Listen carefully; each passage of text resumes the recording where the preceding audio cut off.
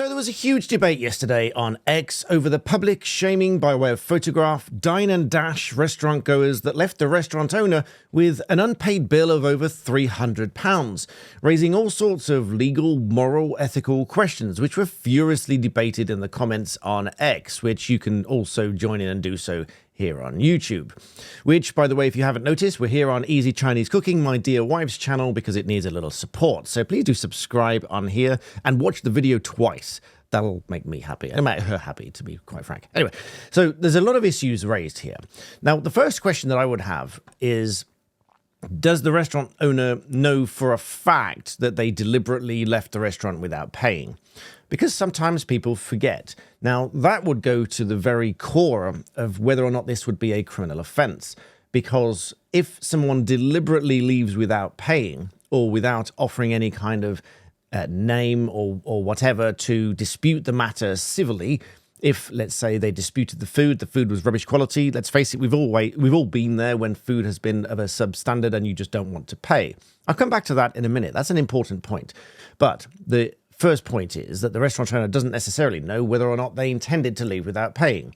If they did so, that might amount to a criminal offence. If they can show that they didn't intend to leave without paying and they merely forgot, then that's not likely to be a criminal offence, although they should really have left their name and address if they had a dispute with the food.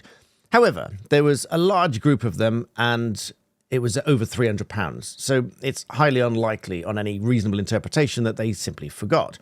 Possible, but unlikely. Either way, they left and they were due to pay the bill.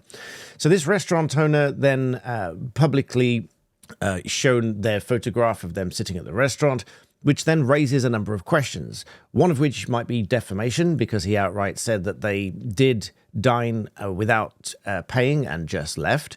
So it could amount to defamation if it were to seriously harm their reputation, but that's probably quite a difficult one for them to show that they've actually lost their reputation as a result and cause serious harm. But generally, any kind of accusation of a criminal nature is going to give rise to some kind of serious harm. So that wouldn't be too difficult a threshold. However, then the restaurant owner, if he were accused of defamation, could go on to say that it was just his opinion, it was the truth if they had left without paying, which is ultimately what he said. So there's probably a defence going on there, because he just said in the post that they left without paying. And if that's a question of fact, then the defamation would fall away. However, there are still GDPR and data protection issues at large here, because by having the CCTV, the restaurant owner is obviously gathering personal information by way of their identifiable faces, because any information is that which can identify an identifiable individual, and that includes an image of their face. If you can be identified by your face, then that's personal information. So a photograph or a video of you sitting there at the restaurant, which is then made public, could be a breach of your GDPR and data protection rights. However, then we come on to the balancing test. There would be a balancing test for the restaurant owner to demonstrate that there's a legitimate justification for publication of the photographs by way of naming and shaming, so that A, other restaurants don't fall for the same trick by the same group, and B, to try and locate the group so that they can get found. It could have been done in a slightly better way to say, you guys, I have no idea how else to get hold of you, but could you please get in contact and pay the bill? Might have been one way of going about it. And this would be a balancing test. So it's a balancing test between the restaurant owner's right to recover the money as against the individual rights of each individual to have their identities protected. Because, and the reason for this is that the CCTV is there for a very specific reason. Now, the reason it is there for is obviously for security. This is arguably the principal reason that it's there. That, and together with any other crime that happens on the premises. So the CCTV is purely there as a security measure. Now, lots of comments in the thread said that they should have A, emailed them, which I find a bit odd because they probably don't have their email address. If they did, I would have thought that they should have emailed them, but if they didn't have their email address, they've got no other way of identifying them. A lot of others said that they should have just referred that photograph to the police. Now, strictly speaking, that would be true, but in my experience, and from what people tell me, the police tend to just say this is a civil matter and have nothing more to do with it, not least of which because the police will struggle to find out who it is just from a photograph. Again, the police not having any personal contact details for each of the individuals. They might be known, and they might be a well-known group of people that do this on a regular basis, but by the by, the police might either struggle to get hold of them or just point-blank refuse to get involved because it's, in their eyes, a low-level offence compared to lots of other things that they have to deal with. So, in my view, going to the police would A, be the correct course of action, but B, probably be a waste of time because on two accounts. First of all, by trying to find out who they are if they're going to struggle to do that. And secondly, that many people think that there are many other more serious offences that the police ought to be looking into. For example, I've had many reports given to me by you guys about cars that have been stolen and even tracked to a specific location, and the police have just said, we can't go and look for it because we don't have any proof that it's there or whatever, even though it's tracked to a location, which I still find a bit odd. But anyway, the real case is the police refused to intervene.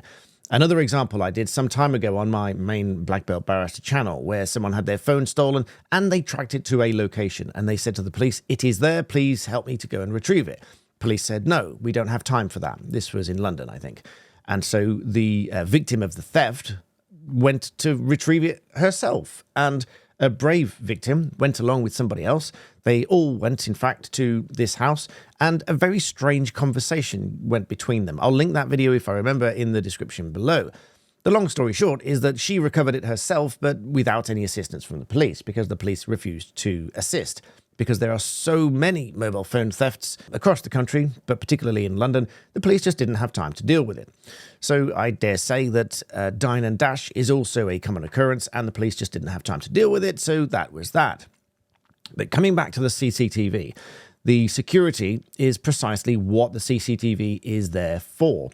But it's how that it is used that might be a specific concern here. So if restaurants were looking to do that, this is not legal advice, but if restaurants were looking to have CCTV in order to name and shame those dine and dash customers, then it really ought to be in the data protection policy to say that if you dine and dash and for whatever reason you don't pay the bill, then your clear photographs might be collected, stored, used and published with the view and the purpose of finding out who you are so that they can recover payment. That is still not without its risks. They could still potentially sue for breach of data protection, and it might well be the case that a court finds that that was not proportionate means of using the information that's been gathered, and that instead it ought to have been referred to the police.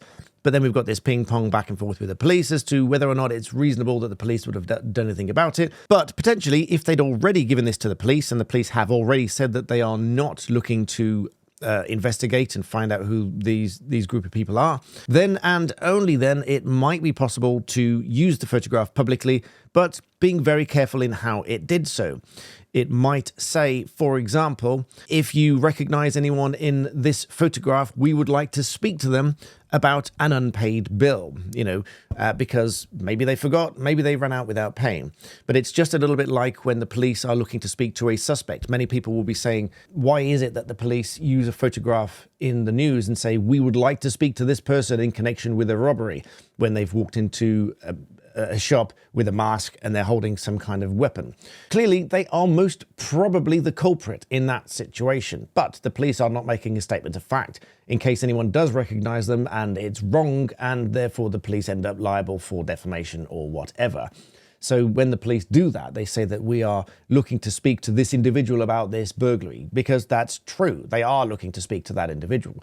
So if any restaurant were looking to name and shame anyone from their restaurant because they've left without paying, it should be done in a systematic approach. First of all, there should be a very clear data protection policy to say that you are on CCTV for the purposes of security. Your images will be stored, collected, used, and if necessary, published in order to find out who you are. But before that happens, it should ideally go to the police to see whether the police are willing to cooperate and assist. And if not, then and only then, it could be published potentially with a statement to say, we would like to speak to this group about non-payment of a bill or whatever it might be. Or even leaving out the non-payment of the bill and just say, we would like to speak to this group about their visit on that particular date and time. In which case, either a member of the group or someone that knows them could get in touch with the restaurant and hopefully get in touch and make payment, because after all, it is entirely possible that they just forgot. But in conclusion, is it necessary and is it proportionate? There are strong arguments that it is, but it's not without its risks. So this is an ongoing debate of public naming and shaming of customers that have done wrong, whether intentionally or unintentionally, who need to be found. And just as a postscript, because I did forget, but now I'm coming back to it, if you're at a restaurant and you just don't like the food and you don't want to pay for the food because the food is so terrible it doesn't warrant paying for, you need to speak to the owner or the manager or somebody in charge of the restaurant. Because if you really don't like it and you want to dispute it, you still have every right to dispute it. You just can't leave without providing any method of them contacting you in order to dispute it. Because ultimately, they are open to sue you for payment for the food, and you are open to defend it on the basis that it wasn't prepared with reasonable skill and care, which is your right as a consumer in any kind of service contract, which this is. It is a service contract of providing the food. So if you're at a restaurant and the food is terrible, I've been in that position before. It was a very strange situation, actually, because it was one of these where the server came across and said, "Is everything okay, sir?" And I said, "Well, actually, no. May I speak to the manager?" And she laughed and walked away. A few minutes later, she came back and said, Are you okay? And I said, "No, I'd like to speak to the manager. I thought you were going to fetch the manager." The manager came across and said, "Is everything okay? What's wrong?" And he was a little bit confrontational with me. And I said, "I'm terribly sorry, but I'm just not happy with the standard of the food. Everyone else is going to continue eating, but I would just like to eat no more, and I would rather not pay." This was a buffet scenario. It was where they were doing sort of curry dishes from all around the world, but everything basically tasted the same. Everything tasted bland, and quite frankly, I just didn't think it was up to scratch. A case in point, everyone else at the table got ill the following day, bar for me, because I'd stopped eating. But the manager then said, "Well, I tell you what, you can eat as much as you like. I'll give you a free round of drinks and you don't have to pay." I said, "I think you're missing the point. I don't want to eat anymore. I thank you for the offer, but I don't need the free drinks. I don't need as much food as I can eat without paying for it. I just don't want to pay for it. I will sit here whilst they eat because they are going to continue to eat. And that's that." He was a little bit funny with me, but he accepted that. He accepted that I wasn't going to pay. And it was quite expensive for this buffet as well. So that's how you deal with it. You speak to them, you deal with it. And if they're really, really aggressive with you, leave your name and address or some way of contacting you, and they can dispute it formally and civilly if they so choose. So with that said, please do leave me your thoughts, your comments, your arguments, your points of view in the box below. Make sure you subscribe because we are here on Easy Chinese Cooking. Do watch the video again if you need to recover any of those points because it's quite in-depth. It's not entirely as straightforward as it sounds. But in the meantime, thanks for watching. I'll see you next time.